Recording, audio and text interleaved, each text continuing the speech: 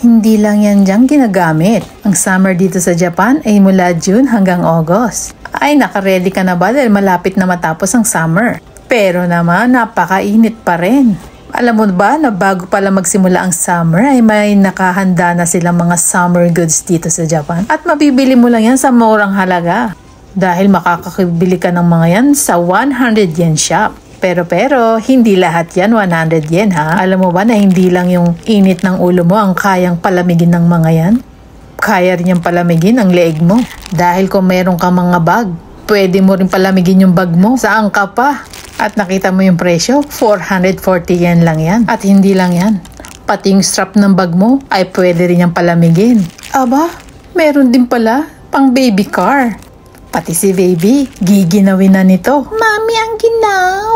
Diba sabi ko sa'yo, gininaw na talaga siya? Pero ito talaga ang pinakasubok ko na.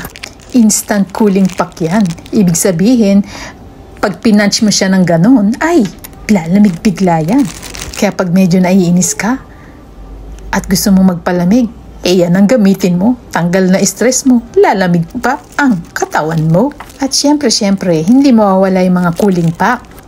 At kung sa gabi naman ay nahihirapan ka matulog dahil sobrang init, yan ang gamitin mo, panlagayan sa unan. At hindi lang isang klase yan ha, may magpipilian ka. Ayan, 1, 2, 3. Ikaw nang mamili kung anong gusto mo.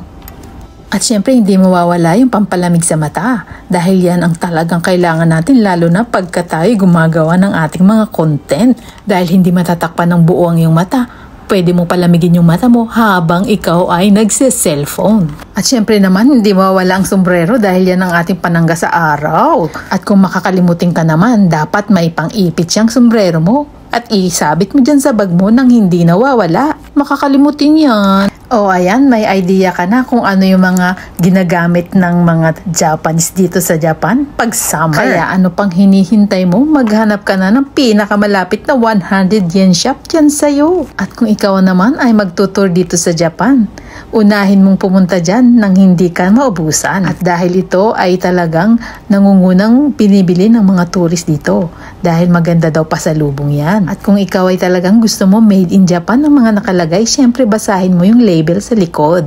O paano? Happy shopping dito sa Japan!